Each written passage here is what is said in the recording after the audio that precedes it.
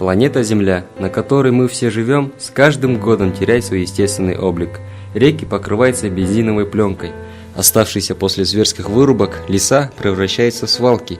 И нет никакой гарантии, что в скором времени единственным местом, где можно будет увидеть диких животных, не станут зоопарки.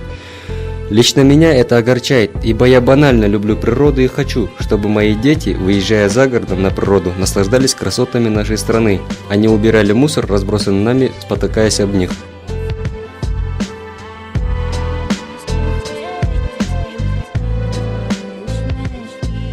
Даже самый культурный и далек от разбрасывания мусора человек ежедневно, неосознанно наносит непоправимый вред планете, когда, к примеру, при закупке продуктов в магазине упаковывает их в полиэтиленовые пакеты.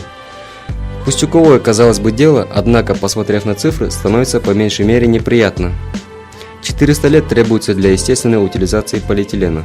Искусственная же его утилизация, сжигание, сопровождается огромным выделением углекислого газа, разрушающего озоновые слои атмосферы. 1/10 часть мусора на планете составляет именно полиэтиленовые пакеты.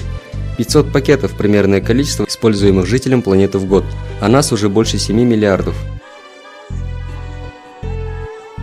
Правительства многих европейских стран уже ввели частичный запрет использования полиэтиленовых пакетов и упаковок в супермаркетах. В некоторых случаях был введен запрет на бесплатную выдачу их на кассе.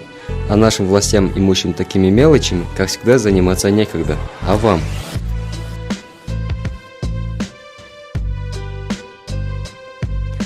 Планируется в будущем постройка мусороперерабатывающего завода. Да, конечно, казалось бы, это хорошо.